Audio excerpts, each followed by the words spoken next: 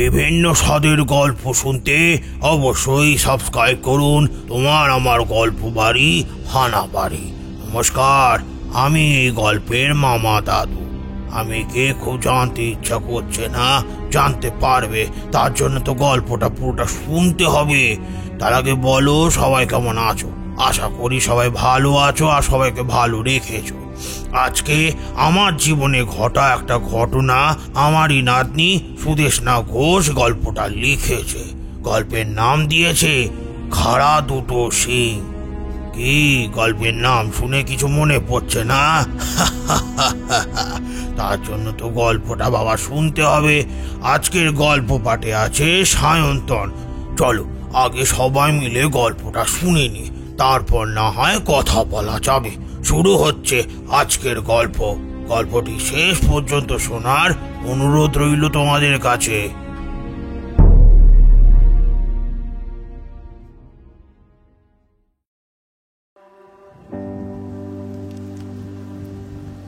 ও দাদাই, একটা গল্প বলো না। বছর 12-13 টুকাই ওর মামা দাদুর কোলে উঠে কথাটা বলল। ও দাদাই দাদাই একটা গল্প বলো না। আর পাশ থেকে টুকাইয়ের কথা ধরে এই একই কথা বলল টুকাইয়ের থেকে 2 বছরের ছোট ওর নিজের ভাই বুকাই। ওদের মামা দাদু নিতাইচন্দ্র তালুকদার ওদেরকে দুদিকে কোলে তুলে বসিয়ে নিয়ে মাথার চুল ঘেঁটে দিতে দিতে বলল, গল্প শুনবে দাদু ভাইরা? হ্যাঁ, তা কিসের গল্প শুনবে শুনি? টুকাই আর বুকাই একসাথে সমস্বরে বলে উঠল, ভূতের গল্প। দাদু কিছু বলতে যাচ্ছিল, কিন্তু তার আগে তাদের মা পেছন থেকে চিৎকার করে বলে উঠল, বুকাই টুকাই শিগগির এসো, দুধটা খেয়ে নাও। এই অবধি তো পেটে কিচ্ছু পড়েনি। বাড়িতে থাকলে তো এতক্ষণে কতবার খিদে পেয়েছে বলে কান্নাকাটি শুরু হতো। মামার বাড়ি এসে বুঝি সবকিছু ভুলে গেলে? ও মা, জানো তো মামা দাদু আমাদের ভূতের গল্প বলবে। ওদের মা দুজনের হাতে 2 গ্লাস করে গরম দুধ দিয়ে খাইয়ে দিতে দিতে বলল, বাবা, এমন বৃষ্টির রাতে ভূতের গল্প শুনতে তো খুব মজা লাগে। শিগগিরই তোমরা দুধটা খেয়ে নাও, আমি আর দিদাও চলে আসি গল্প শুনতে। একসাথে সবাই মিলে বসে জব্বর গল্প শুনবো। মামু আর মিমিকেও ডাকো, মিমি তো অনেক ভয় পায় ভূতে। ওরে বাবা, মিমি ভয় পায় আর বুকাই সোনা বুঝি ভয় পায় না? বুকাই পুরো গ্লাসটা এক চুমুকে খেয়ে শেষ করে নিয়ে বলল, না, স্কুলে স্যার ভূতের গল্প বলেছে, আমি এখন ভয় পাই না, আমি তো বড় হয়ে গেছি। অন্যদিন হলে বুকাই আর টুকাইয়ের মাকে রীতিমতো অনেকবার সাধ্য সাধনা করতে হতো এই গ্লাসে করে দুধটা খাওয়ানোর জন্য। কিন্তু আজকে মামার বাড়ি আসার আনন্দই হোক, কিংবা ভূতের গল্প শোনার তাড়াতেই হোক, কিংবা এমন বৃষ্টি পড়া অজপাড়া গাঁয়ের এমন গভীর কালো সন্ধ্যের জন্যই হোক, তাদেরকে আজকে অন্তত দুধ খাওয়ানো নিয়ে কোনো ঝামেলা পোয়াতে হয়। তাহলে আজকে বুকাই আর টুকাইকে আমি একটা গল্প বলবো, একেবারে হাড় হিম করা ভয়ের গল্প। ভয় পাবে না তো দাদু ভাইরা? হ্যাঁ। দুজনে একসাথে না সূচক মাথা দোলালো। কি ভূত দাদু? কেমন দেখতে সেই ভূতকে? তাদের খাড়া দুটো শিং। তারা হাট্টিমা টিম। হাট্টিমাটিম কিনা জানি না, কিন্তু তাদের খাড়া দুটো শিং ছিল, বুঝলে? বুকাই আর টুকাই দুজনেই দাদুর কোল ঘেঁষে এসে বসল, সাংঘাতিক কিছু একটা শোনার অপেক্ষায়। বাইরে ততক্ষণে অঝোর ধারায় বৃষ্টি পড়ছে। থেকে থেকে কান ফাটানো মেঘের গর্জন বিকেল থেকে শুরু হলেও সন্ধেবেলায় এই ঝড়ের গর্জন আরও বেড়ে গেল। সাথে নতুন করে এসে যুক্ত হলো বৃষ্টি। সব মিলিয়ে একটা গা ছমছমে ঝড় বৃষ্টির রাত। মামা বাড়ির বড় লম্বা দালানে সন্ধেবেলা মাদুর পাতা হয়েছে লম্বা করে, আর চারপাশে জ্বালিয়ে রাখা হয়েছে কয়েকটা মোমবাতি, আর ঠিক মাদুরের ওপর রাখা হয়েছে একটা টিমটিমে লম্ফ। মাদুরের ওপর এসে বসেছে টুকাইয়ের মা, দিদা, মামা আর মাসি। সাথে ওদের বাড়িতেই সারাক্ষণের কাজের সেই ক্ষীরোদা পিসি। তাকে সবাই ভালোবেসে ক্ষীর পিসি বলে ডাকে। সবাই একসাথে জড়ো হয়ে বসার কারণ হলো ভূতের গল্প বলা। আজ প্রায় 1.5 বছর পর বুবাই আর টুকাই মায়ের সাথে এসেছে তার মামার বাড়িতে। মামার বাড়ি বর্ধমান জেলার এক প্রত্যন্ত গ্রামে।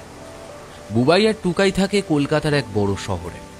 সেই শহরের পরিবেশে মানুষ হওয়া দুজন ছোট বাচ্চা চাতক পাখি হয়ে বসে থাকে কখন তারা তাদের মামার বাড়িতে যাবে। মামার বাড়ির মেঠো পথে খালি পায়ে ছুটে বেড়াবে, এদিক সেদিক করবে, পুকুরে গিয়ে জল ছিটিয়ে সাঁতার কাটবে, মামার সাথে যাবে বল খেলার মাঠে, মিমির সাথে খেলা করবে, মারামারি করবে। গরু, ছাগল, মুরগি প্রায় সমস্ত ঘরেই রয়েছে সেখানে। সেই সব নিয়েও মনের মধ্যে একটা আলাদা আনন্দ দুটো ছোট ছোট বাচ্চার। ও দাদাই, কখন বলবে গল্প? হাট্টিমা টিম। তাদের খাড়া দুটো শিং।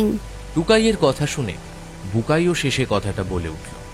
আরে গল্প শোনার জন্য তো চাই গল্প শোনার একটা মজাদার পরিবেশ।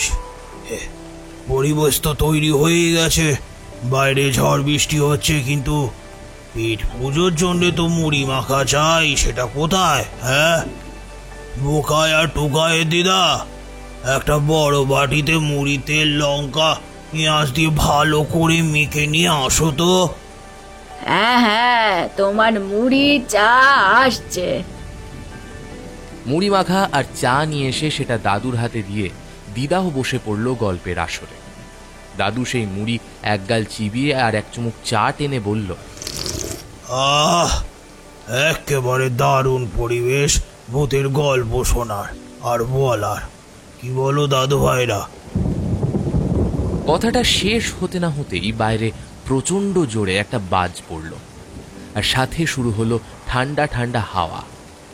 বর্ষাকালে অমন হাওয়া যেন কাঁপুনি ধরিয়ে দেয় শরীরে। দাদুর কোল ঘেঁষে বসে আছে দুই নাতি, বুকাই আর টুকাই। ভূতের গল্প শোনার জন্য তারা একেবারে অধীর আগ্রহে বসে আছে। শুধু তাই নয়, বাকিরাও যেন প্রচণ্ড অপেক্ষা করছে এমন ঝড় বৃষ্টির রাতে একটা জমজমাট গল্প শোনার।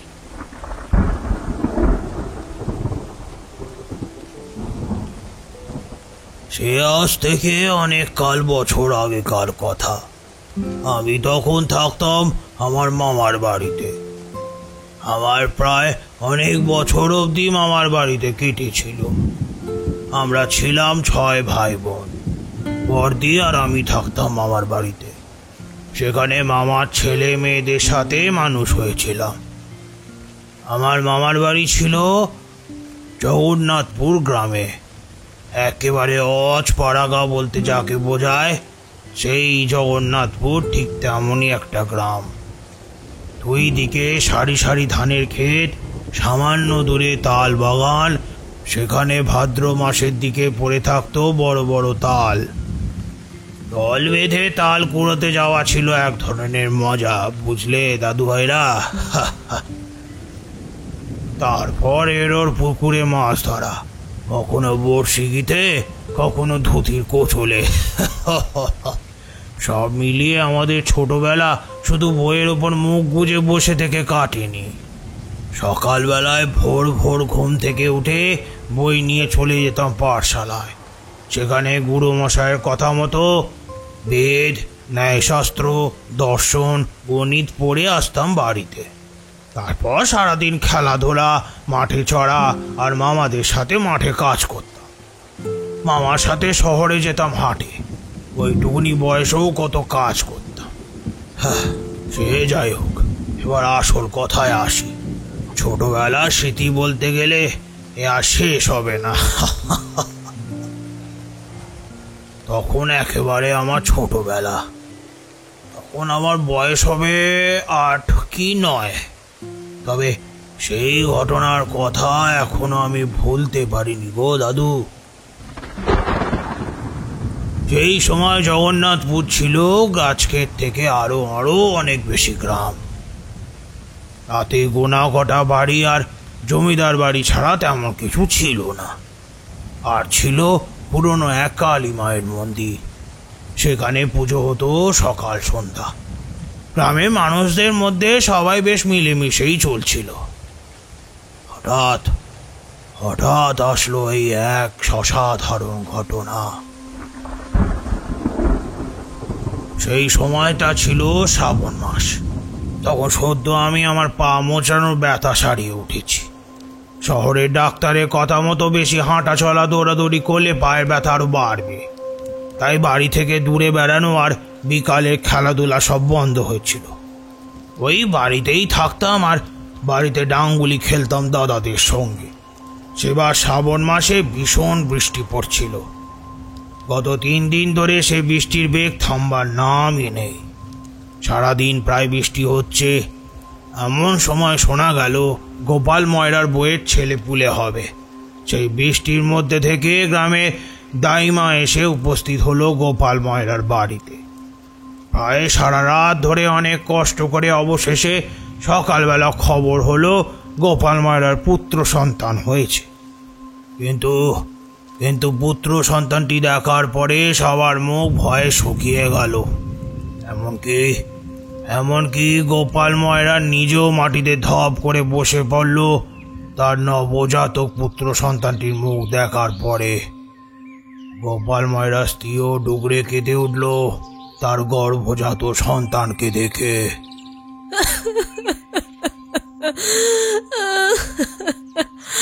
আয় ভগবান, কি পাপ করেছিলাম যে পেটে এমন সন্তান ধরলাম। আয় ভগবান, কি এমন পাপ করেছিলাম যে পেটে এমন সন্তান ধরলাম। গোপাল ময়রা ছেলে জন্মানোর পরে বেশ কিছুক্ষণ কাঁদিনি। সবাই ভেবেছিল হয়তো মৃত, কিন্তু কিছুক্ষণ পর তার পিঠে ভালো করে থাবড়া দিতেই অন্য আর 5 জন বাচ্চার মতো কেঁদে উঠেছিল।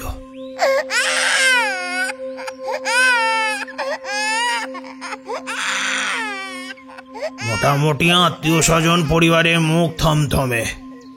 তাই মা নিজেও ভয় পেয়ে গেছিল ওর হাত দিয়ে এমন সন্তান আর কখনো জন্মায়নি।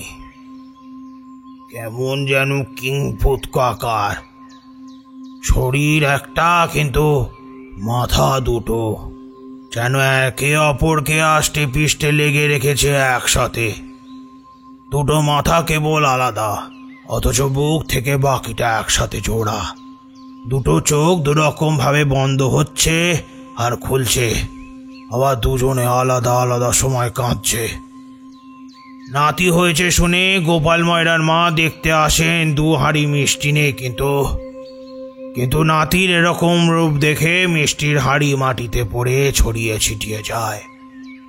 অল্প সময়ের মধ্যে গোপাল ময়রার এরকম ছেলের কথা চারদিকে ছড়িয়ে পড়ল গ্রামে। পালা করে সবাই প্রায় দেখতে আসতে লাগলো তাকে, কিন্তু পরিবারের ভোগান্তি আর শেষ থাকলো না। গোপাল ময়রা স্ত্রী রুক্মিণী দেবী বাড়ির প্রতিষ্ঠিত ঠাকুরের পায়ের ওপর গিয়ে আশ্রে পড়ল বারবার। নিজের কোন কৃতকর্মের জন্য তার সন্তান এমন হলো সেই উত্তর জানতে চাইল ঠাকুরের কাছে, কিন্তু কোনো রকম উত্তর পেল না। অবশেষে গ্রামে একজন বয়স্ক ভদ্রলোক রথিন মহলদার, যিনি সামান্য টুকটাক আচার বিচার তন্ত্রমন্ত্র জানেন, তিনি এসে বললেন, আরে গোপাল, তোকে তো আমি আগেই বলেছিলাম তুই নারায়ণের প্রসাদের জন্য ছানা দিলি না। তারপর তোর বউ হয়তো গ্রহণের সময় ঘরের বাইরে পা বের করেছিল। সব পাপ মিলেমিশে আজকে তোর এই অবস্থা। কি আর করবি বল, তোরই তো ছেলে। গ্রামের জমিদার চণ্ডীচরণ নস্কর এলেন গোপাল ময়রার বাড়িতে। তিনি প্রথম বললেন, গোপাল, খবর পেলাম তোমার ছেলে নাকি অদ্ভুত রকমের হয়েছে। তাকে একবার এই বীরপুর গ্রামের জমিদার চণ্ডীচরণ নস্কর দেখতে চায়। গোপাল তৎপর হয়ে জল মিষ্টি ব্যবস্থা করতে যায়। গ্রামের জমিদার তার এমন দরিদ্র ঘরে পা রেখেছেন বলে কথা। এ আমার বড় সৌভাগ্য জমিদার মশাই, আপনি এই গরিবের ভিটেতে পা রাখলেন।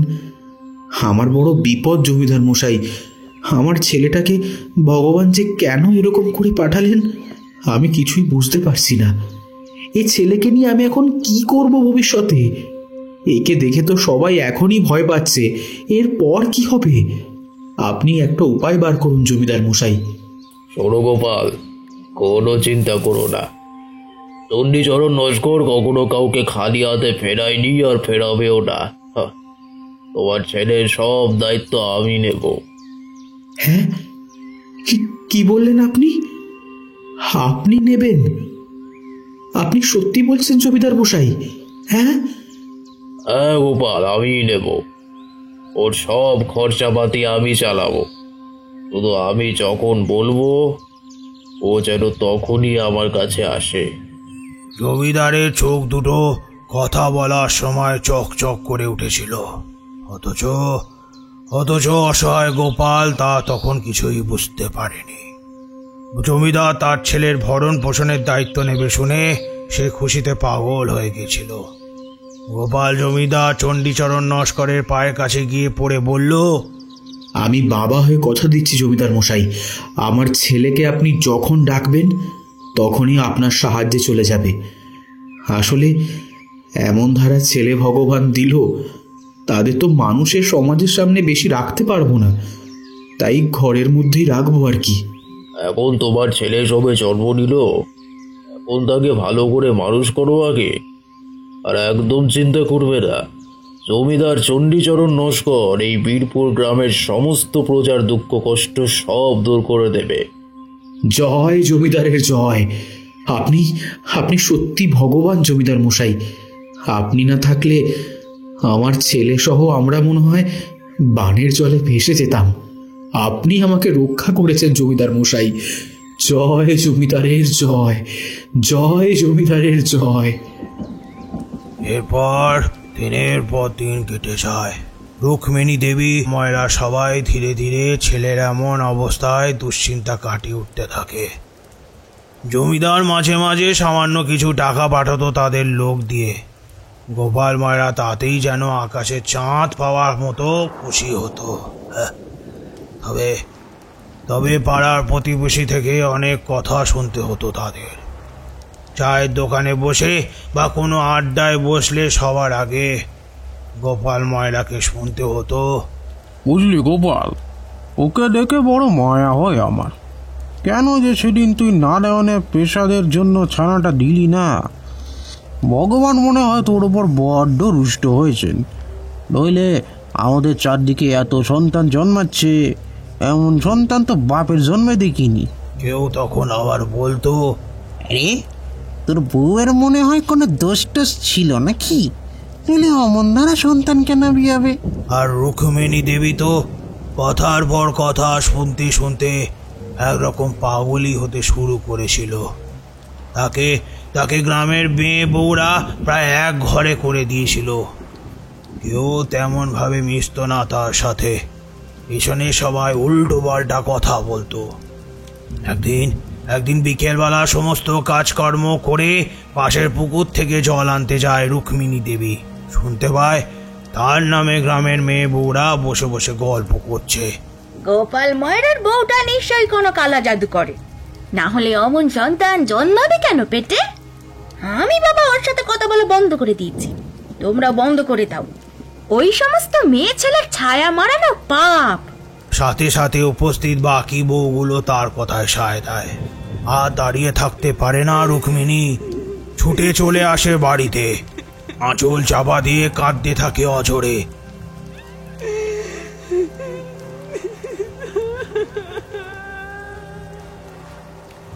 এমন ভাবেই চলছিল দিনের পর দিন। তবে জমিদারের সহযোগিতায় তারা হাতে মাসের শেষে কয়েকটা টাকা পেত। এই যা, গোপাল ময়রা আদর করে তার ছেলের নাম রেখেছিল হাতিম আর মাতিম। কাজ থেকে ফিরে নিজের হাতে খাওয়াতো সে ওদের। ধীরে ধীরে একটা দুটো বসন্ত যায়। প্রকৃতির নিয়মে বড় হলো হাতিম আর মাতিম। আস্তে আস্তে গাঁয়ের একজন দুজনের মুখে উচ্চারিত হলো তাদের নাম। ধীরে ধীরে গোপাল ময়রা দেওয়া সেই নামটা গ্রামের মুখে মুখে বদলে হয়ে উঠল হাট্টিমা টিম টিম। আবার ঘুরে ফিরে আসে সেই শ্রাবণ মাস। হাট্টিমাটিমের বয়স হলো এখন 5, তবে বুদ্ধির বিকাশ একেবারে হয়নি বলা চলে। কয়েকটা গো গো ধরনের শব্দ করা ছাড়া সেভাবে আর কথা বলে উঠতে পারতো না। তবে খিদে পেয়েছে, বাইরে যাব কিংবা ঘুম পেয়েছে, এই সমস্ত কথা ইশারা করে বলতো। আর সেই ইশারা বুঝতে পারত কেবলমাত্র গোপাল ময়রা ও তার স্ত্রী। দুজন আলাদা আলাদা সময় ঘুমোতো, আবার দুজনের চিন্তা ভাবনাও দুরকম ছিল, কিন্তু শরীর একটাই। তবে তখনও বাইরে মানুষের সাথে একেবারেই মেশেনি ওরা। সেদিন গোপাল সন্ধেবেলায় বাড়ি ফিরে এসে মুড়ি খেতে খেতে স্ত্রী রুক্মিণীকে বলে, ছেলে দুটোর তো বয়স হলো, মানুষজন তেমনভাবে তো কিছুই চিনল না। ভাবছি ওকে এবার একটু একটু করে বাইরে বের করব। মানুষের সাথে মিশলে হয়তো ওর বুদ্ধিটা একটু হলেও খুলবে। রুক্মিণী দেবী ভয় পেয়ে গেল তার এই কথা শুনে।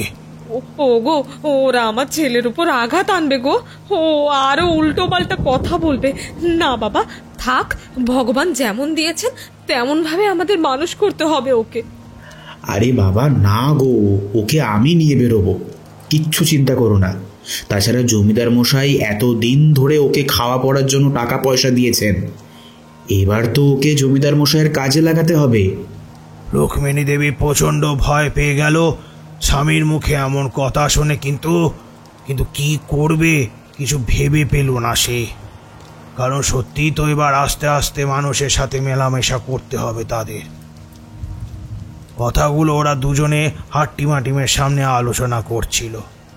হাট্টিমাটিম নিজের হাতে করে মুড়ি খাচ্ছিল একটা একটা করে, তবে বাবা মার কথা কিছু বুঝতে পারছিল না ওরা। বেশি কথা না বাড়িয়ে সেদিন বৃষ্টি মাথায় করে প্রায় কোনো মতে রান্না করে নেয় রুক্মিণী দেবী।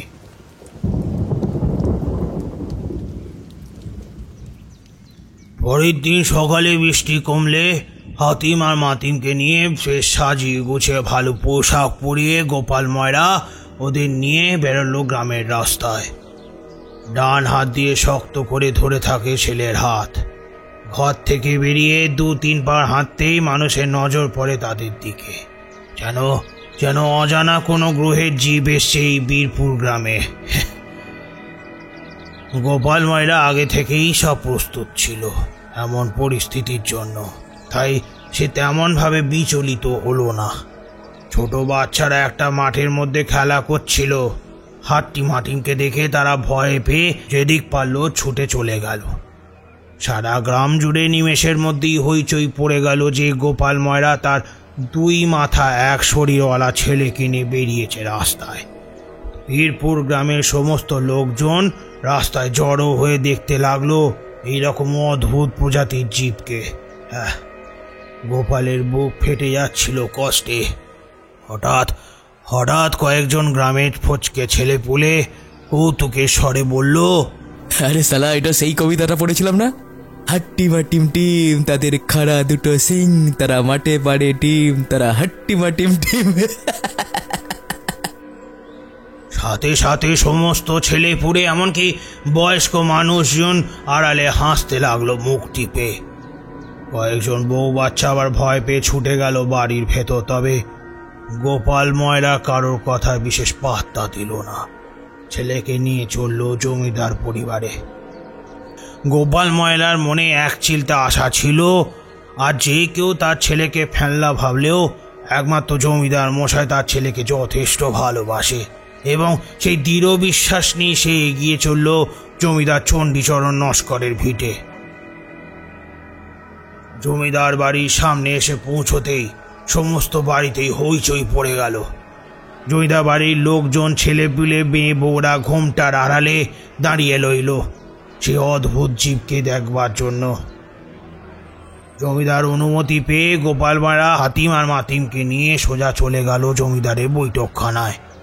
এতক্ষণ ধরে সমস্ত গ্রামবাসীরা হাতিম আর মাতিমকে দেখে মজা ওড়ালেও জমিদার মশাই তার অভিজ্ঞ তীক্ষ্ণ চোখ দিয়ে ভালো করে পর্যবেক্ষণ করতে লাগলো তাদের। চণ্ডীচরণের ঠোঁটের কোণে ক্রমশ হাসিটা যেন আরো চওড়া হয়ে অবশেষে কান অবধি ছুল। বাহ, অসাধারণ সুন্দর। গোপাল, তোমার এই ছেলেকে তুমি আমার কাছে রেখে দাও। তোমার এই ছেলেকে আমার ভীষণ দরকার। এমন কিছুই তো খুঁজছিলাম এতদিন ধরে। জমিদার মশাইয়ের গলার স্বর লেগেছিল লোভ আর প্রতিপত্তির ক্ষমতার অহংকার, কিন্তু অসহায় গোপাল ময়রার চোখে বা কানে এগুলো কিছুই ধরা পড়েনি। সে খুশি মনে জমিদারের সামনে হাঁটু গেড়ে বসে হাত জোর করে বলে, জমিদার মশাই, আপনি সত্যি মহান। এমন ছেলেকে নিয়ে আমি যে কি করতাম আমি নিজেও জানি না। আমার ছেলে যে আপনার কাজে লাগবে এ তো মহা সৌভাগ্যের কথা। আপনি আমাকে একবার বলুন কখন কখন আপনার সাহায্য লাগবে, আমি নিজের হাতে আমার ছেলেকে আপনার কাছে দিয়ে যাব। জমিদার মশাই একটা হাসি হেসে লাল রঙের থলেতে বেশ কিছু রূপোর মুদ্রা ভরে গোপালের হাতের মধ্যে দিলেন।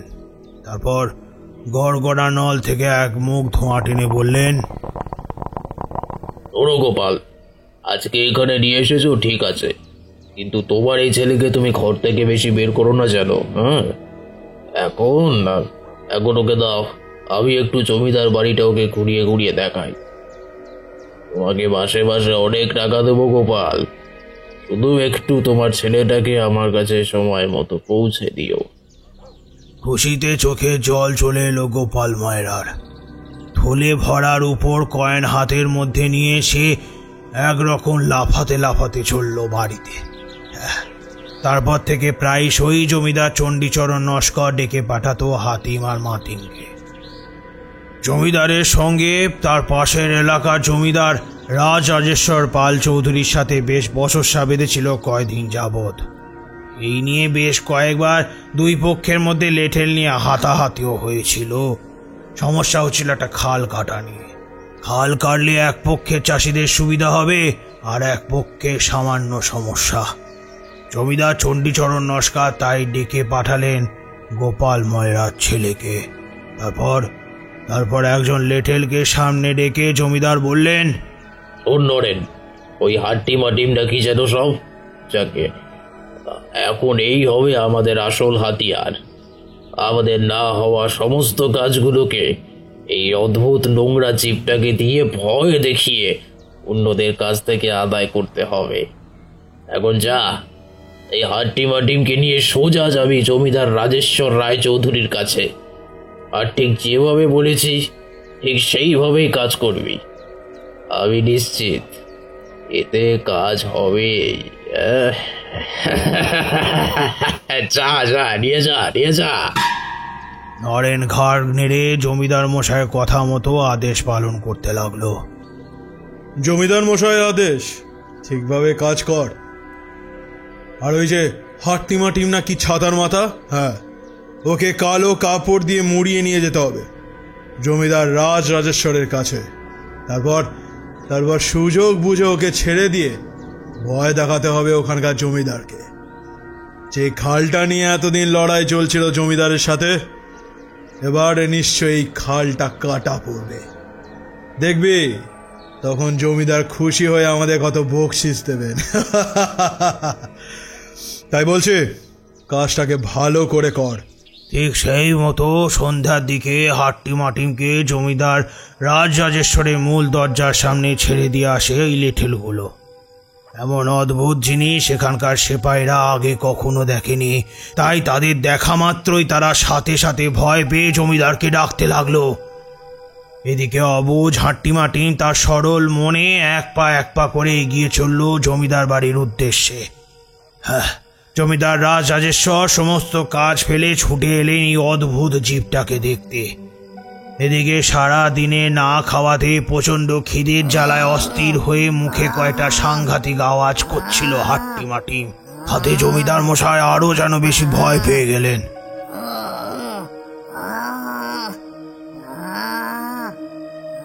এটা কি করে এলো এখানে? কি করে এলো? এমন ধরনের প্রাণীকে তো বাপের জন্মে দেখিনি। তো দেখে তো মানুষের মতোই লাগছে, কিন্তু দুটো মাথা, একটা শরীর।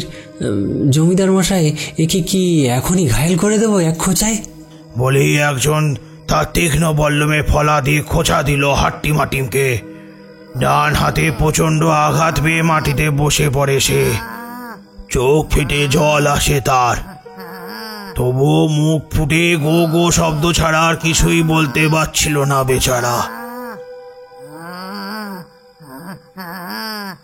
হাট্টিমাটিম যাতে মরে না যায় সেই জন্য দূর থেকে ভিড়ে মিশে গিয়ে সমস্ত কিছুই পর্যবেক্ষণ করছিল জমিদার চণ্ডীচরণ নস্করের লোকজনরা। সেই সময় নরেন প্রবেশ করল জমিদার রাজরাজেশ্বর রায়চৌধুরীর বৈঠকখানায়। আগে মহারাজ, আমি নরেন চক্রবর্তী, বীরপুরের জমিদার চণ্ডীচরণ নস্করের অধীনে কাজ করি। এই অদ্ভুত প্রাণীটাকে দেখছেন? হ্যাঁ, এটি আমাদের গ্রামেরই। এই আমাদের বীরপুর গ্রামের এখন রক্ষাকর্তা। আসলে ভগবান হয়তো মুখ তুলে চেয়েছেন, সেই জন্যই আমরা একে পেয়েছি। ওকে গ্রামের লোকরা বলে হাট্টিমাটিম। ওদের একই শরীরে কিন্তু দুটো মাথা। আসলে ওরা যদি কোনো স্থানে যায় আর সেখানে যদি কিছু বেগতিক দেখে, তাহলে সাথে সাথে ওরা তাদের চিবিয়ে খায়। আমাদের জমিদার স্বপ্নে দেখেছেন খালটা যদি আপনি সময় মতো না সংস্কার করে কেটে দেন, তাহলে হাট্টিমাটিম কিন্তু আপনাকে চিবিয়ে ছিঁড়ে খাবে। আমাদের গ্রামে এই তো প্রায় দিন 15 আগের কথা, সদাশিবের বাবাকে একেবারে টুকরো টুকরো করে চিবিয়ে খেয়ে ফেললো। আসলে ওর সামনে অন্যায় হলে ও সহ্য করতে পারে না। আর আমাদের জমিদার তো নিত্য মায়ের সাধনা করেন, পুজো দেন, ভোগ দেন, তাই জমিদারের বড্ড পোষাও। জমিদার একবার যদি আদেশ করে কাউকে হত্যা করার, তাহলে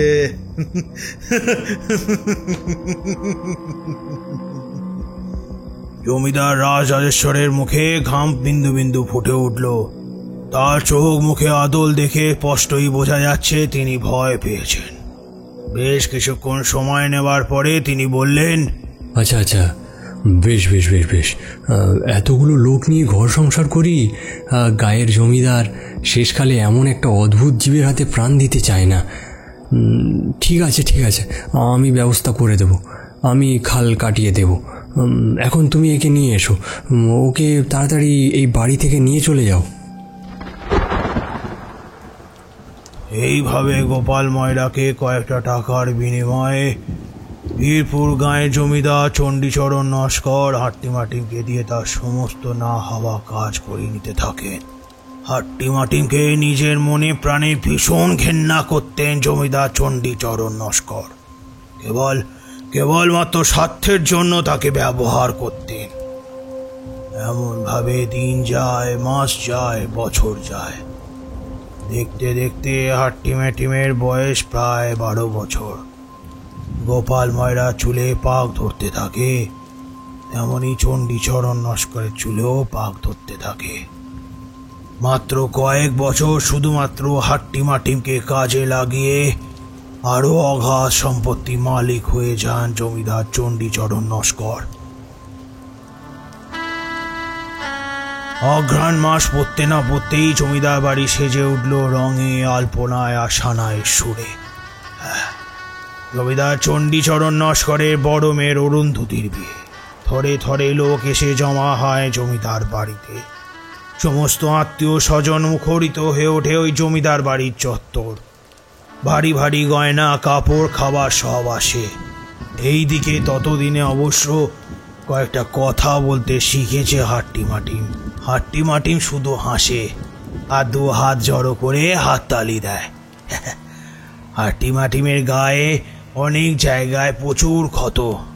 গোপাল জানে এই ক্ষতগুলো জমিদার বাড়ির কাজ করার জন্য, কিন্তু ক্ষতগুলোর কারণ একমাত্র অপর পক্ষের বল্লমের মোটা ধারালো ফলার খোঁচা আর কখনো চাবুকের মার। এটা জানতো না সে।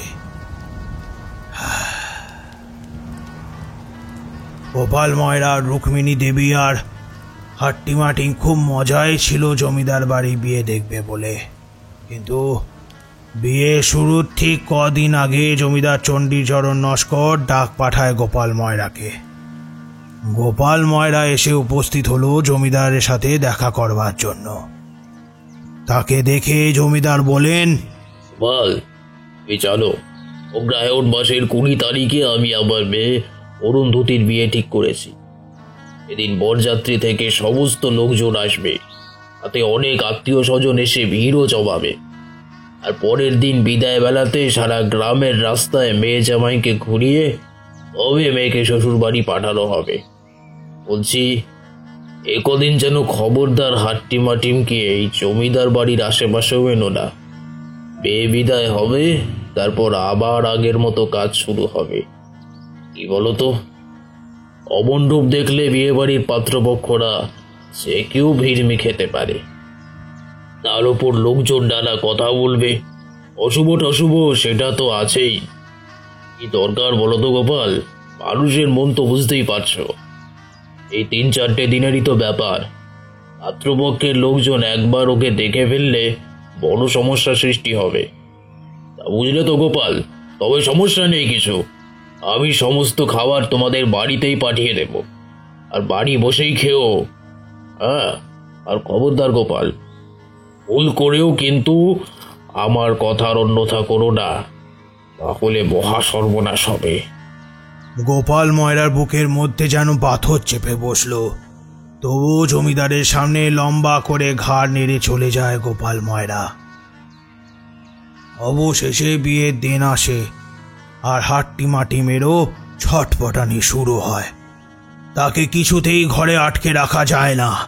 জমিদার বাড়ির সানাইয়ের আওয়াজ সমস্ত গ্রাম জুড়ে ছড়িয়ে পড়েছে। গোপাল ময়রা বুঝতে পারে হাট্টিমাটিম এই বিয়ের অনুষ্ঠানে যেতে চাইছে, কিন্তু জমিদার মশাইয়ের তো বারণ আছে। অনেকবার সেদিন হাট্টিমাটিমকে আটকে রাখার চেষ্টা করেছিল গোপাল। রুক্মিণী দেবী কাঁদতে কাঁদতে বলে, কেন গো, তোমাদের জমিদার মশাই এতদিন ওকে দিয়ে এসব কাজ করালো, এখন বিয়েতে ও যাবে না কেন? কেমন ধারা লোক উনি! এতদিন সমস্ত কাজে আমার ছেলেকে নিয়ে গেল, আজ তোমায় ডেকে পাঠিয়ে বারণ করলো আসার জন্য। এতদিন ও অশুভ ছিল না, আজকেই ও অশুভ হয়ে গেল? হ্যাঁ হ্যাঁ, বলো কি গো, আজকেই আমার ছেলে অশুভ হয়ে গেল? আর তুমিও কেমন বাবা, 2 টাকা লোভের ছেলেকে জমিদারের হাতে তুলে দিলে। কি কাজ করাচ্ছে, কোথায় নিয়ে যাচ্ছে, কিচ্ছু দেখছো না?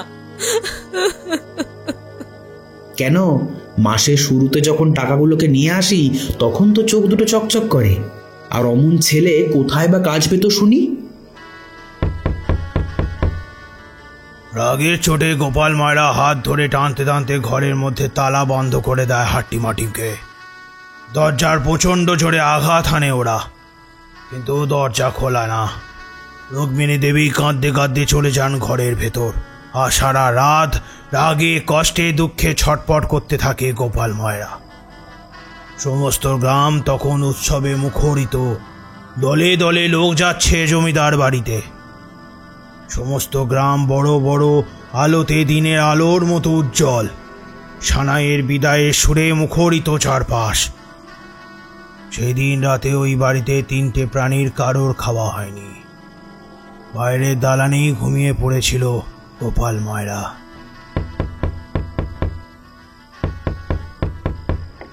হঠাৎ করেই ভাঙা দরজাটা খুলে যায় হাট্টিমাটিমের থালা ঠেলিতে।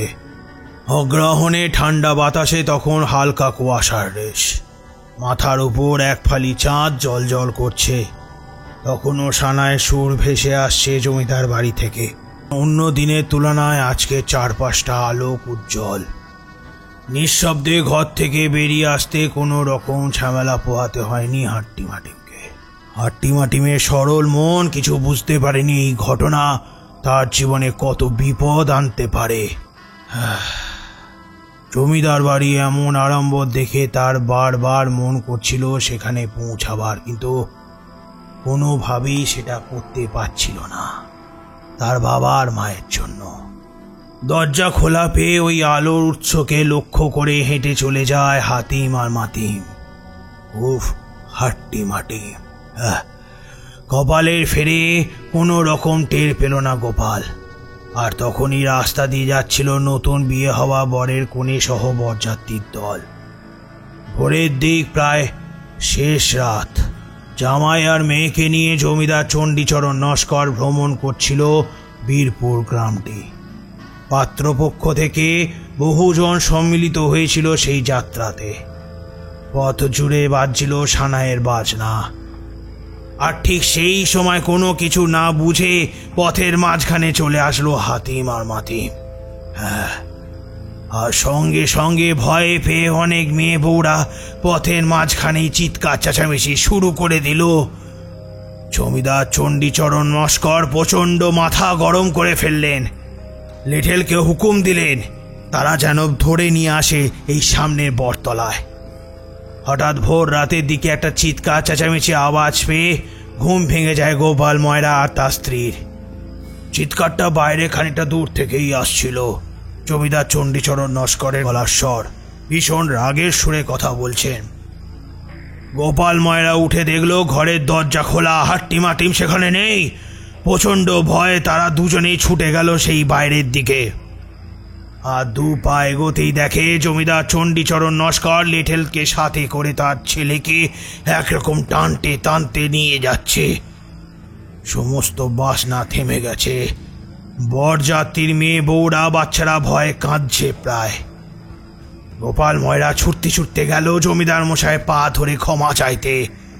জমিদার মশাই পা ধরে ক্ষমা চেয়ে গোপাল বলে, জমিদার মশাই, আমি দরজা বন্ধ করে ওকে ঘরে আটকে রেখেছিলাম, কিন্তু কিভাবে জানি ও দরজা খুলে বাইরে চলে এসেছে। আপনি আমাকে ক্ষমা করে দিন জমিদার মশাই, ও কিচ্ছু বোঝে না। আমি ওর হয়ে আপনার পা ধরে এতগুলো মানুষের সামনে ক্ষমা চাইছি। আমি কি বলেছিলাম? আমার মেয়ের বিয়েতে যেন কোনো অশুভ জিনিস না আসে সামনে। জমিদারের তখন ভীষণ রাগ। লেঠেলদের নিয়ে জমিদার হাট্টিমাটিমকে টানতে টানতে উল্টো করে ঝুলিয়ে গাছের ওপর বেঁধে দেয়। রুক্মিণী দেবী গোপাল ময়রা অনেকবার আকুতি মিনতি করে জমিদারের কাছে দয়া ভিক্ষা চায়, কিন্তু জমিদার মশাই তাদের কথায় কান দেন না।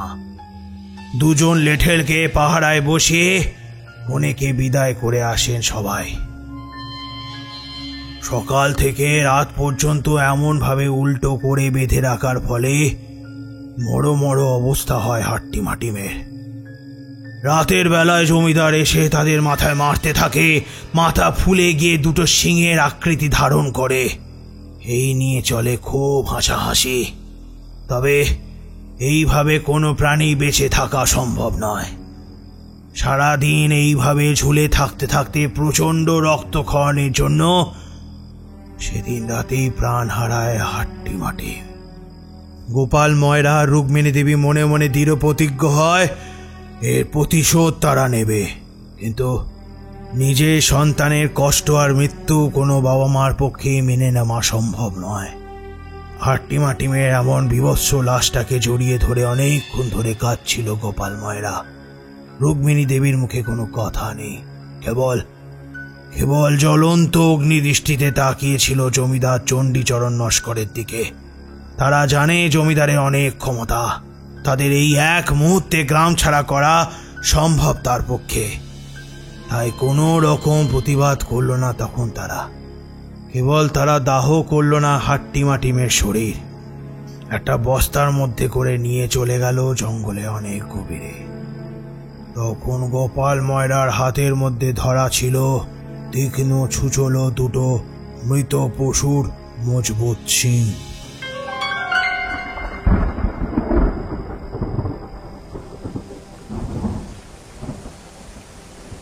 এরপর 10 দিন কেটে গেছে। সেদিন রাতে বৃষ্টি ঝেঁপে পড়ছিল, মুষলধারে বৃষ্টি। ঘরের মধ্যে একাই বসেছিল চণ্ডীচরণ নস্কর। ঘরে বসে বসে সেদিন নিজের ইচ্ছের মতো মদিরা পান করতে ব্যস্ত ছিলেন তিনি। ঘরের মধ্যে জ্বলছিল কেবল ছোট ছোট 2-3টে মোমবাতি। দালানের বাইরে কয়েকজন লেঠেল বসেছিল বটে, তবে এমন অন্ধকার ঝড় বৃষ্টির রাতে তারাও সবাই অঘরে ঘুমাচ্ছিল। তবে নরেন বসেছিল জমিদার বাবুর ঘরের সামনে। সেও সেখানে বসে গড়গড়ার নল থেকে তামাক সেবন করছিল। চারপাশ নিস্তব্ধ অন্ধকার, কেবল কেবল বিদ্যুৎ চমকানো আর মেঘ ডাকার শব্দ আর মুষলধারে বৃষ্টির শব্দ ছাড়া কিছুই কানে আসছে না। হঠাৎ হঠাৎ নেশার ঘোরে দূর থেকে কিছু যেন একটা দেখতে পায় নরেন।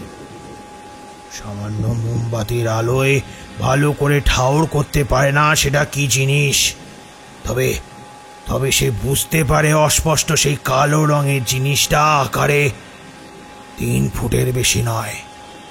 দূর থেকে ধীরে ধীরে যেন এগিয়ে আসছে তারই দিকে। কে ওটা? হ্যাঁ, কে ওখানে? তার কথা জড়িয়ে এলো নেশার ঘোরে। চোখ কষলে নিয়ে ভালো করে দেখতে থাকলো। সত্যি তো কেউ তো আসছে ওখানে। নরেনের চোখে সব কিছু এখন ঢুলো ঢুলো। সামান্য মোমবাতির আলোয় নরেন দেখতে পেল একটা কিম্ভূত আকৃতির জীব। আরও সামনে আসতেই নরেন বুঝলো এই জীবটা একটাই শরীর, দুটো মাথা, এবং মাথা থেকে দুটো শিং গজিয়ে উঠেছে সামনের দিকে। শিং নয়, মাথায় প্রচণ্ড আঘাত করার জন্য মাথা ফুলে গিয়ে এটা হয়েছিল। কিন্তু সেখানে শিং এলো কি করে? হ্যাঁ, তাও আবার কেমন ছুচলো হয়ে চকচক করছে। মুখটা যেন কেমন বিভৎস। গলা শুকিয়ে আসে নরেনের। নরেন বুঝতে পারে এটাই তো সেই হাট্টিমাটিম। তাকে আজ থেকে প্রায় 10 দিন মতো আগে বিভৎসভাবে মেরে ফেলা হয়েছিল। তার মধ্যে সবার আগে ছিল সেই নরেন। কিন্তু সে কিভাবে এখানে এলো? মাথার মধ্যে নানান প্রশ্নের ভিড় করতে থাকলো তার। উঠে দৌড়াতে চেষ্টা করলো ঘরের মধ্যে, কিন্তু ও যেন পাথরের মতো শক্ত হয়ে রয়েছে। নড়াচড়ার কোনো ক্ষমতা নেই। মাঝে মাঝে বিদ্যুৎ চমকানোর আলোতে স্পষ্ট ভালোভাবে বোঝা যাচ্ছে হাট্টিমাটিমের চেহারা। জমিদার বাড়ির লম্বা লম্বা সিঁড়ি দিয়ে এক পা করে এগিয়ে আসছে ওদের দিকেই। মুখ দিয়ে কেবল সেই গো গো শব্দ।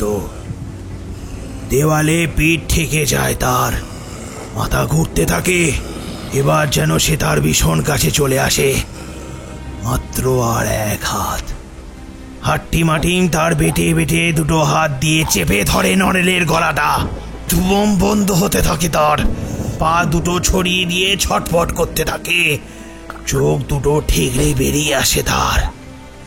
নরেনের চোখের ওপর চোখ রাখে হাট্টিমাটিম।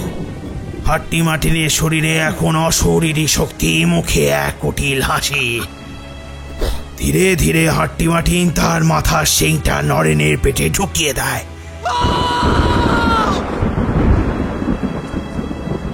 সঙ্গে সঙ্গে নরেন আর্তনাদ করে ওঠে, কিন্তু প্রচণ্ড জোরে মেঘ ডাকার আওয়াজে আর মুষলধারে বৃষ্টির আওয়াজে কোনো শব্দ কারোর কানে যায় না। কেবল অন্ধকারের রাতে তার পেট থেকে বেরানো তাজা টকটকে রক্ত বৃষ্টির জলে মিশে একেবারে একাকার হয়ে যায় জমিদার বাড়ির মস্ত দালান।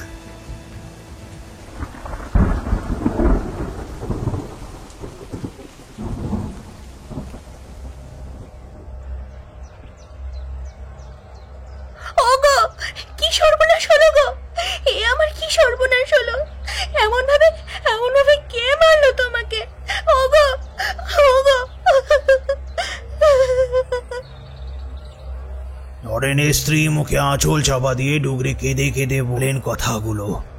জমিদার চণ্ডীচরণ মস্করে মাথায় হাত। তার একমাত্র লেঠেলকে কে মারলো এত রাতে? হ্যাঁ, তাও এই বিভৎস ভাবে। জিভটা বাইরের দিকে বেরিয়ে আছে, চোখগুলো বিস্ফারিত, গলার হাড়টা ভেঙে গিয়ে একেবারে ঝুলে আছে। আর পেটের ভিতরে মাছ বরাবর ধারালো ছুচলো অস্ত্র দিয়ে ফুটো করে দিয়েছে যেন। বেশ অনেকক্ষণ এই নিয়ে জল খোলা হলো। তারপর মানুষজন মনে করলো হয়তো কোনো হিংস্র জন্তু জানোয়ার রাতের বেলায় এসে নরেনকে এইভাবে মেরেছে। কিন্তু জমিদার চণ্ডীচরণ নস্করের মাথায় অন্য কথা চিন্তা হলো।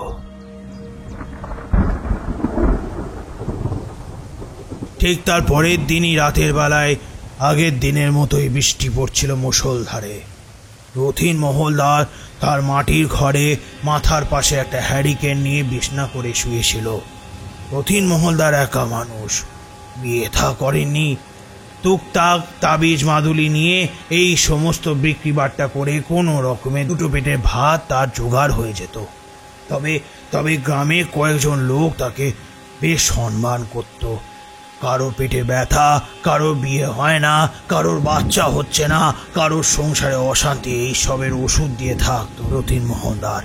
তবে তিনি বহুবার বহুজনকেই বুঝিয়েছিলেন যে গোপাল ময়রার কথা। বুঝলে কি না, এই গোপালের ছেলে হাট্টিমাটিম না কি যেন, ওই হলো অপদেবতা। বাপরে বাপ, ওর ধারে কাছে খবরদার যাবে না, কখন কি অভিশাপ লাগিয়ে দেবে। আমি গোপালকে কতবার করে কইলাম, ও ছেলেরে মন্দিরের সামনে দিয়ে আয়, শুনল নি। এখন গাঁ সদ্য লোকের বিপদ রাখুক আর কি। হাট্টিমাটিম মরে যাওয়ায় তার মনে বেশ শান্তি হয়েছে।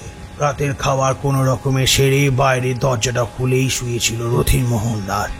হঠাৎ ওর মনে হলো হ্যারিকেনের শিখাটা যেন বড্ড বেশি কাঁপছে, আর তার ঘরের মধ্যে কারোর একটা উপস্থিতি যেন তিনি টের পেলেন। মাথা ঘুরিয়ে চারপাশ তাকে তিনি কাউকে দেখতে পেলেন না। চোখ বন্ধ করে ঘাড় ঘুরিয়ে শুতেই রথীনের মনে হলো ঠিক তার পাশে কেউ বসে আছে। তবে যে বসে রয়েছে তার আকার আকৃতি খুব একটা বেশি বড় নয়। একটা ঠান্ডা স্পর্শ রথীন মোহনদার টের পেলেন। তার সারা শরীর শিউরে উঠল। হ্যারিকেনের আলোতে তিনি খুব সন্তর্পণে পিছনে ঘুরে ফিরে তাকালেন, আর তার পিছনে ঘুরেই যা দেখলেন তাতে তার সমস্ত শরীর ঠান্ডা হয়ে গেল।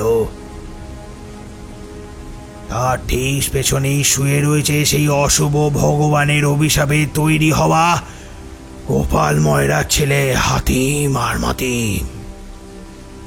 ভয়ে হৃৎপিণ্ড গলার কাছে উঠে যাবার উপক্রম হলো।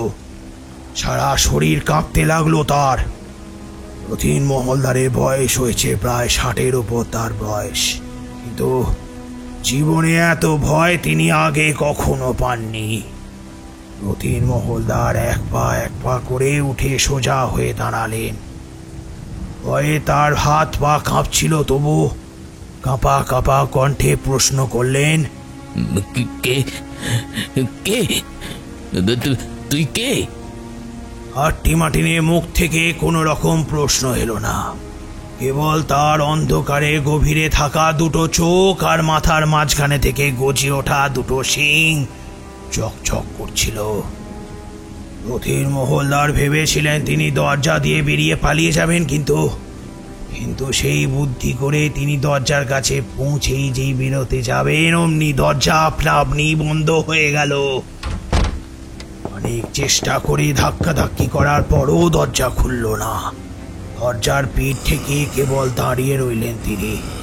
এক পা করে এগিয়ে আসলো সেই কিংভূত চিপটা, যাকে জন্ম অবধি ঘেন্না করে গেছিলেন তিনি, যার মৃত্যুতে একটা আলাদা শান্তি নেমে এসেছিল তার মনে।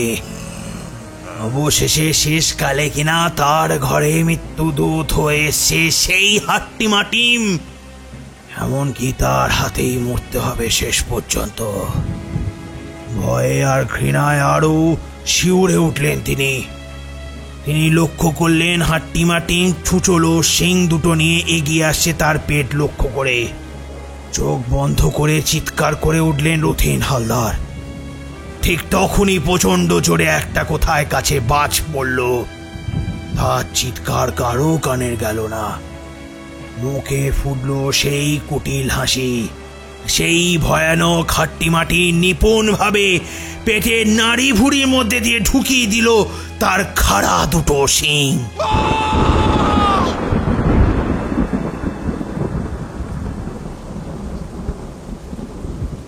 দরজাটা আপনা থেকেই খুলে গেল। বাইরে দালানের ওপর পড়ে রইল রথীন মহলদারের নিথর দেহটা। সারা রাত বৃষ্টির জলে ভিজতে লাগলো সেই নিথর শরীরটা। কেবল দূর থেকে এই সমস্ত নিজের চোখে দেখে একটা প্রতিশোধের হাসি হাসছিল গোপাল ময়রা। গ্রামে এই নিয়ে 4টি মানুষের মৃত্যু হলো। গ্রামের মানুষের মধ্যে একটা শোরগোল পড়ল। প্রথমে মরল নরেন, তারপর রথীন মহলদার, তারপর দীনবন্ধু হাজরা আর জমিদার বাড়ির আরো একজন লেঠেল। তবে এসব দেখার পর আর একদিনও ভালো করে ঘুমোতে পারেনি জমিদার চণ্ডীচরণ নস্কর। তিনি ভালো করে খেয়াল করে দেখেছেন যারা যারা মরেছে তারা প্রত্যেকেই পেটের মধ্যে সেই একই চিহ্ন, এক ধরনের ঢাল ও শিং দিয়ে গুঁতিয়ে খুন করা হয়েছে তাদের। আর তারা প্রত্যেকেই হয় হাট্টিমাটিমকে নিয়ে মজা করত, না হয় তার মৃত্যুর সঙ্গে সরাসরি যুক্ত। আর সেই সব কিছুর পেছনে মূল ছিল জমিদার চণ্ডীচরণ নস্কর নিজেই। গ্রামে গ্রামে বলা বলি হতে শুরু করলো, নানা জল্পনা কল্পনা হতে শুরু করলো, কিন্তু তাতে বিন্দু মাত্র কানে দিল না জমিদার বাবু। জমিদারের মনে কেবল একটাই ভয় হতে লাগলো, যদি এটা হাট্টিমাটিম নিজে হয় তাহলে তাহলে তাকেও ঠিক এমন ভাবেই মরতে হবে, যে কোনো দিন আসবে তার মৃত্যুর পালা। এরপর কেটে গেল আরো 1 মাস। জমিদার বাড়ি সহ গ্রামের আরো 3 জন লোকের মৃত্যু ঘটেছে সেই একই রকম ভাবে। জমিদার মশাই প্রায় নামা খাওয়া ভুলে গেলেন, একেবারে শুকিয়ে কাঠ হয়ে গেলেন। ঘুরে ফিরে এলো সেই শ্রাবণ মাস। সেবার বীরপুর গ্রামে উঠল বন্যা। জলেশ্বরীর দুপাশ টলটল করছে জলে। আশেপাশে বেশ কিছুটা অঞ্চল জলেশ্বরীর তলায়। জমিদার চণ্ডীচরণ নস্কর সেদিন রাতের বেলায় একাই ঘুমোচ্ছিলেন নিজের খাটে, তবে তার কিছুতেই ঘুম আসছিল না। এটা অবশ্য এখন তার এক অভ্যাসে দাঁড়িয়ে গেছে। বাইরে তখন অঝোর ধারায় বৃষ্টি পড়ছে। হঠাৎ তখন জমিদারের মনে হলো, তার দান কান ঘেঁষে কে যেন বলে উঠল, শাস্তি হয়, শাস্তি হয়, পৃথিবীর প্রত্যেকটা কাজের শাস্তি হয়, একদিন না একদিন ঠিক শাস্তি হয়। কেউ বাঁচবে না, কেউ না, কেউ বাঁচবে না। কথাটা শুনেই ধর্মর করে বিছানায় উঠে বসলেন জমিদার বাবু। প্যাশ প্যাশে গলায় কথাটা কেউ যেন বলছে। ঘরের মধ্যে টিম টিম করে কেবল একটা মোমবাতির আলো জ্বলছে। তাতেই দেওয়ালের একটা দিকে মস্ত ছায়া পড়েছে জমিদার চণ্ডীচরণ নস্করের। সেই দিকেই তাকিয়ে চমকে যান জমিদার বাবু, কারণ তার নিজের ছায়ার পাশে এক কিম্ভূত আকৃতি ভয়ানক এক চেহারার ছায়া দেখা যাচ্ছে। এই ছায়ার একটি মাত্র শরীর আর 2টো মাথা, আর মাথার ওপর চকচক করছে 2টো ছুচলো তীক্ষ্ণ শিং। ভয়ে গলা শুকিয়ে গেল জমিদার বাবু। চিৎকার করে যে বাড়ির লোককে তিনি ডাকবেন, কিন্তু সেটা তা পারলেন না, কারণ তার গলা দিয়ে যেন কোনো শব্দ বের হচ্ছে না, কেবল মাত্র গো গো আওয়াজ ছাড়া। এই ছায়ার দিকে তাকিয়ে থাকেন তিনি, আর ধীরে ধীরে বুঝতে পারেন ছায়াটা যেন এক এক করে তার দিকে এগিয়ে আসছে। হঠাৎ তার জানলার পাশ থেকে তারই গ্রামের প্রজার গলা ভেসে ওঠে। জমিদার বাবু তার আওয়াজ শুনে প্রথমে হকচকিয়ে গেলেও পরে বুঝতে পারে সে আর কেউ নয়, সে হচ্ছে গোপাল। গোপাল জমিদার বাবুকে উদ্দেশ্য করে বলতে থাকে, জমিদার মশাই, ভালোই তো সমস্ত রকম কাজ করিয়ে নিতেন আমার এই অবুঝ ছেলেটাকে দিয়ে।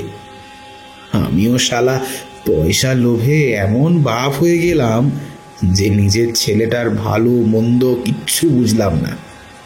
ছেলেটাকে তুলে দিলাম আপনার মতো একটা নোংরা বেয়াদব লোকের হাতে।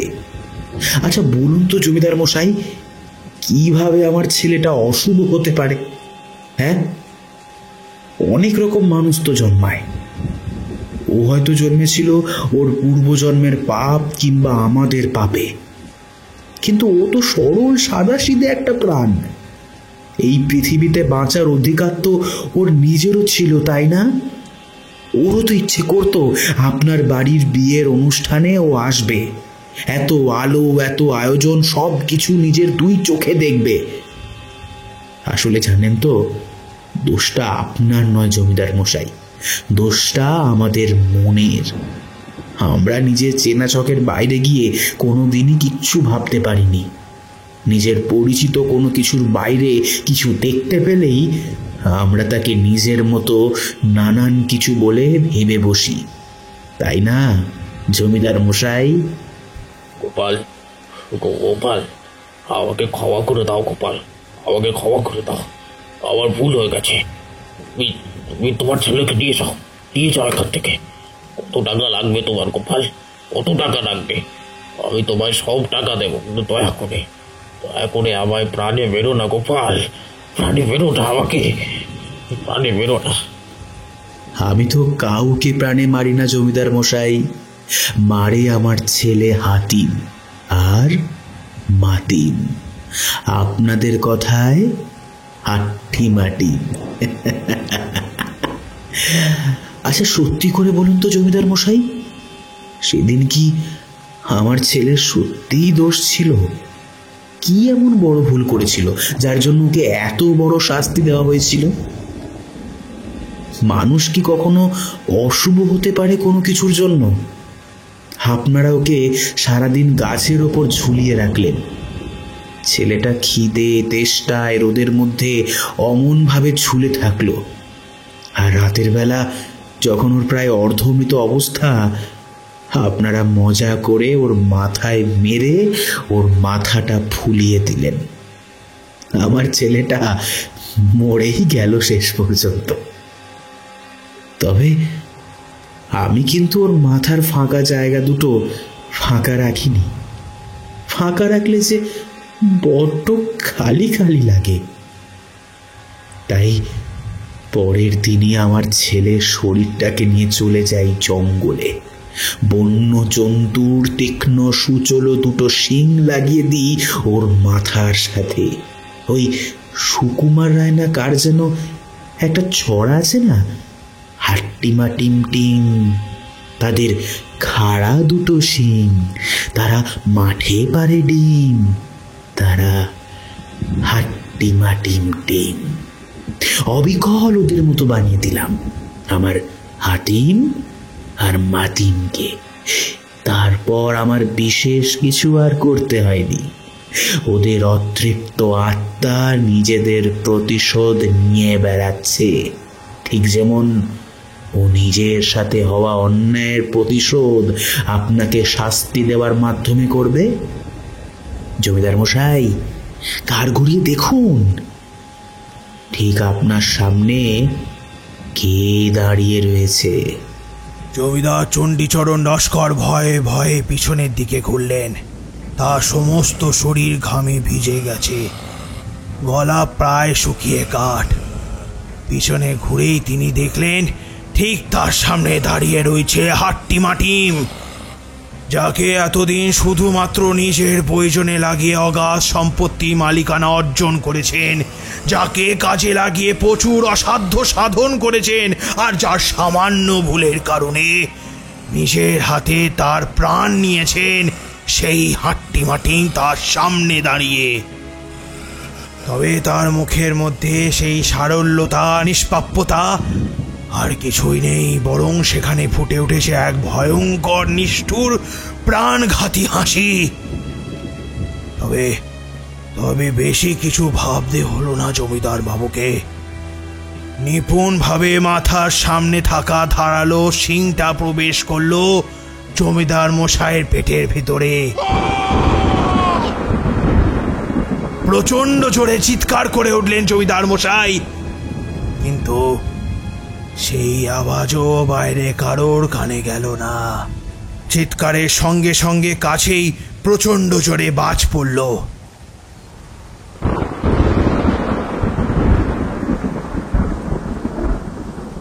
বৃষ্টির তেজও আরো মুষলধারে বেড়ে গেল।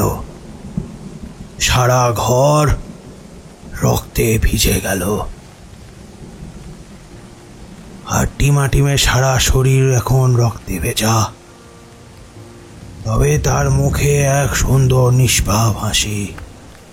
পীরপুর গ্রামে মেঠো পথ দিয়ে বাবা গোপাল ময়রার হাত ধরে বৃষ্টি ভেজা পথে হেঁটে চলেছে হাট্টিমা টিম।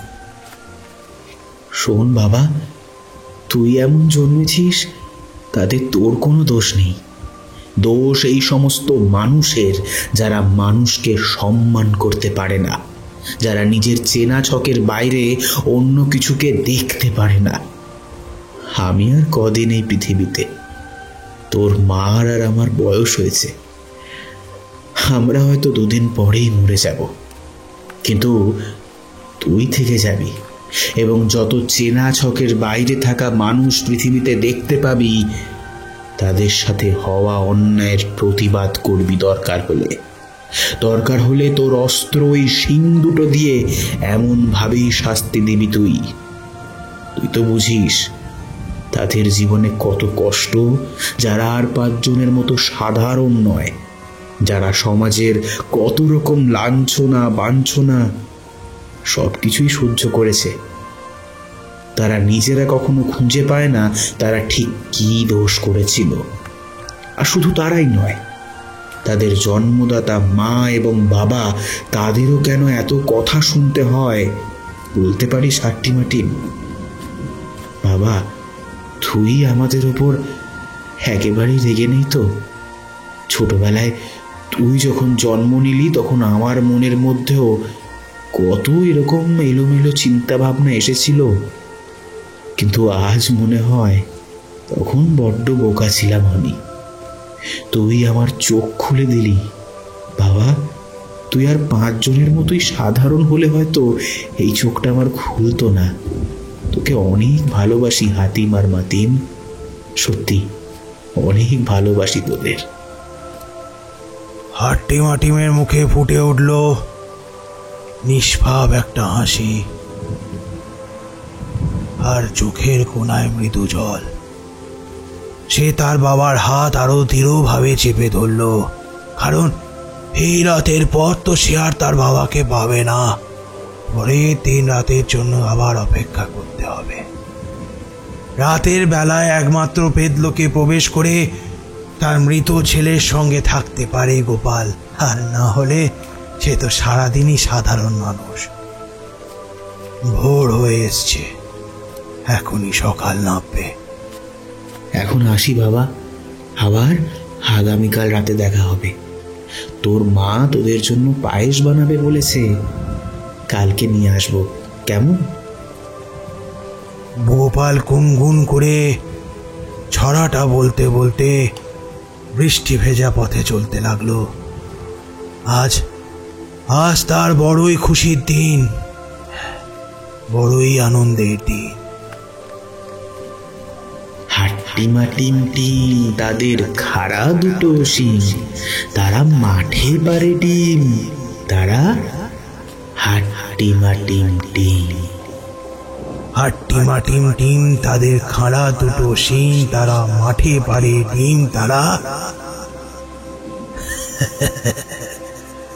হাট্টিমাটিম টিম।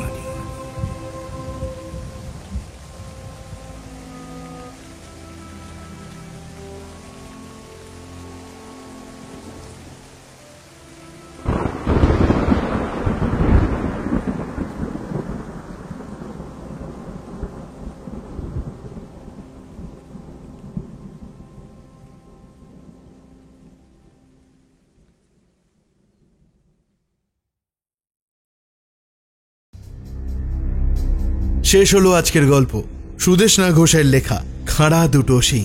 কেমন লাগলো গল্পটা? একটু অন্যরকম না? আমরা কিন্তু প্রতিবার তোমাদের জন্য বিভিন্ন ধরনের গল্প নিয়ে এসে তোমাদের সামনে উপহার দিচ্ছি। আজকের গল্প পাঠে সায়ন্তন, অন্যান্য চরিত্রে হরোস্কোপ অফিসিয়াল থেকে সৌমিলি, হানাবাড়ি অফিসিয়াল এবং হরোস্কোপ অফিসিয়াল থেকে রুভিনা, ফিয়ার ফেভার থেকে অভ্র, শুধু গল্পের জন্য এবং স্কেয়ার এলিভেটর থেকে বিপুল, পূজা, পিয়ালি, নীল, অব্যক্ত অডিও স্টোরি চ্যানেল থেকে রমাকান্ত, আড্ডাবাজ এবং আড্ডাবাজ অফিসিয়াল থেকে আমাদের ছোট্ট বন্ধু ঋদ্ধি, আর হানাবাড়ি অফিসিয়াল থেকে আমি ঋদ্ধি। এই সুন্দর প্রচ্ছদটা করেছে সৌমদীপ গুঁই, স্ক্রিপ্টিং দিশানি, আবহ, শব্দগ্রহণ ও ভিডিওগ্রাফিক্স আমি ঋদ্ধি, পরিবেশনা ও পরিচালনায় টিম হানাবাড়ি। তো কেমন লাগলো গল্পটা? আশা করি ভালো লেগেছে। তাহলে কি করতে হবে সবাই তোমরা জানো, লাইক করো, কমেন্ট করো এবং শেয়ার করে দাও তোমাদের আত্মীয় স্বজন এবং বন্ধু বান্ধবের কাছে। আর তাদেরকে বলো আমাদের হানাবাড়ি ইউটিউব চ্যানেলটা যেন তারা সাবস্ক্রাইব করে পাশে রাখা বেল আইকনটা ক্লিক করে অল করে দেয়, যাতে আমাদের কোনো ভিডিও এলে সবার আগে তাদের কাছে নোটিফিকেশন পৌঁছে যায়। আমরা দেখছি আমাদের গল্প অনেকে শুনছেন কিন্তু তারা সাবস্ক্রাইব করছেন না। তাদের ক্ষেত্রেও বলি আমাদের চ্যানেলটা সাবস্ক্রাইব করে দিন, কারণ আপনাদের সাপোর্টটাই আমাদের কাছে কাজ করার শক্তি যোগান দেয়। এবছরে আমাদের এটাই হচ্ছে শেষ গল্প। তাহলে বন্ধু, দেখা হচ্ছে আবার নতুন বছরে। সবাইকে জানাই অ্যাডভান্স হ্যাপি নিউ ইয়ার। নতুন বছর সবার খুব খুব ভালোভাবে কাটুক, সবার মনস্কামনা পূরণ হোক। আর নতুন বছরে তোমাদের সাপোর্টটাও এর থেকে অনেক গুণ বেশি তোমাদের কাছ থেকে যেন পাই। তাহলে বন্ধু, দেখা হচ্ছে নতুন বছরে। ততদিন ভালো থেকো, সুস্থ থেকো, হানাবাড়ির পাশে থেকো আর ভয়ে থেকো। শুভরাত্রি।